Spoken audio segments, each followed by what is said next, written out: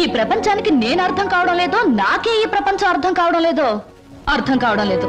నేను నవ్వుతుంటే ఎదుటి వాళ్ళు ఏడుస్తారు. అయ్యో పాపం వాళ్ళు బాధపడుతున్నారు కదా అని నేను ఏడవబోతే వాళ్ళు నన్ను చూసి నవ్వుతారే.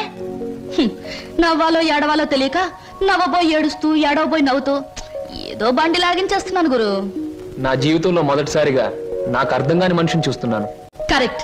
నా జీవితంలో మొదటిసారిగా నన్ను అర్థం చేసుకున్న మనిషిని చూస్తున్నాను. థ్యాంక్ గురు. నేను ఎందుకు ఇలా ఉంటాను, ఎందుకు ఇలా మాట్లాడతానో నీకు తెలుసా? పట్టు చీరల్లోనూ లంగావోణీల్లోనూ కనిపించే అమాయకత్వం వైపు మగ కళ్ళు ఆకలిగా చూస్తాయి.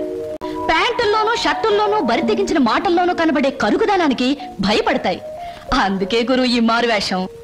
అసలు నీ పేరు స్వప్నకు బదులు తుఫాన్ అని పెట్టుంటే పోయేది. అవును, నీ వెనక ముందు ఎవరు లేరా? ఎందుకు లేరు? 6 కోట్ల మంది ఆంధ్రులు నా బంధువులు, మిగతా 64 కోట్ల మంది నా స్నేహితులు. అసలు ఈ దేశంలో ఒక్క వ్యక్తి తప్ప మిగతా వాళ్ళందరూ నా. ఆ అమ్మాయి అంత అదృష్టవంతురాలు ఉండేది కాదు. అయినా జ్ఞాపకంగా మిగిలిపోవడంలో అదృష్టమే ఉంది. జ్ఞాపకం శాశ్వతం కాబట్టి. అవును, జ్ఞాపకం శాశ్వతమే. కానీ శాశ్వతంగా ఉండాలంటే కేవలం జ్ఞాపకంగా మిగిలిపోవాలని ఇప్పుడే తెలిసిందే. ఏమిటి మీరు మాట్లాడేది? ఏముంది, మీరు చెప్పిన దానికి పొడిగింపు. స్వప్న ఎప్పుడు అంతే వదినా, ఒక్కోసారి తన మాటలు అర్థం కావు. ఏ, నేను తెలుగులోనే మాట్లాడతానే. తెలుగులో కాదు, తెలివిగా మాట్లాడతావు, అందుకనే నాకేం అర్థం కావు. అరే ఇదేంటి ఇలా వేశారు? అందరూ కృష్ణుడు లోపలికి రావాలని బయట నుంచి పాదాలు ఇంట్లోకి వేస్తారు. మీరు మీ ఇంట్లోంచి బయటకు వేశారేమిటి? అవును, అందరిది స్వార్థం. కృష్ణుడు వాళ్ళ ఇంట్లోకి రావాలని. అంటే కృష్ణుడు వాళ్ళ ఇంట్లో లేడనమాటేగా. కానీ నా ఇంట్లో మనసులో కృష్ణుడు ఎప్పుడు ఉంటాడు. అతనికి నచ్చజెప్పి ఎప్పుడు నా దగ్గరే ఉంటాయేలా? అందరి దగ్గరికి వెళ్ళు అని పాదాలు బయటికి వేశాను. అవి మీరు వేసిన పాదాలతో కలిపాను. అంటే కృష్ణుడు నా ఇంట్లోంచి మీ ఇంట్లోకి వస్తున్నాడనమాట. చాలా చక్కగా మాట్లాడుతున్నారే మీరు. ఎక్కడ నేర్చుకున్నారు?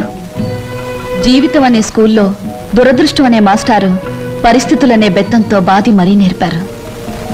నాకు చాలా పరిస్థితులు వచ్చాయి, కానీ మీలా నవ్వుతూ మాట్లాడే ధైర్యం రాలేదు. మీ మాస్టర్ పేరు అదృష్టం, మా మాస్టర్ పేరు చెప్పానుగా దురదృష్టం. ఆ అమ్మాయి అంత అదృష్టవంతురాలు ఉండేది కాదు. అయినా జ్ఞాపకంగా మిగిలిపోవడంలో అదృష్టమే ఉంది. జ్ఞాపకం శాశ్వతం కాబట్టి. అవును, జ్ఞాపకం శాశ్వతమే. కానీ శాశ్వతంగా ఉండాలంటే కేవలం జ్ఞాపకంగా మిగిలిపోవాలని ఇప్పుడే తెలిసిందే. ఏమని బయట నుంచి పాదాలు ఇంట్లోకి వేస్తారు? మీరు మీ ఇంట్లోంచి బయటకు వేశారేమిటి? అవును, అందరిది స్వార్థం. కృష్ణుడు వాళ్ళ ఇంట్లోకి రావాలని.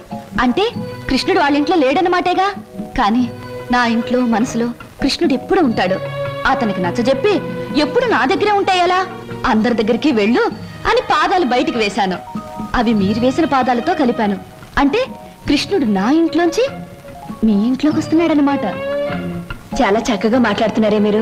ఎక్కడ నేర్చుకున్నారు? జీవితం అనే స్కూల్లో దురదృష్టం అనే మాస్టారు పరిస్థితులనే బెత్తంతో బాధి మరీ నేర్పారు. నాకు చాలా పరిస్థితులు వచ్చాయి, కానీ మీలా నవ్వుతూ మాట్లాడే ధైర్యం రాలేదు. మీ మాస్టర్ పేరు అదృష్టం, మా మాస్టర్ పేరు చెప్పానుగా దురదృష్టం.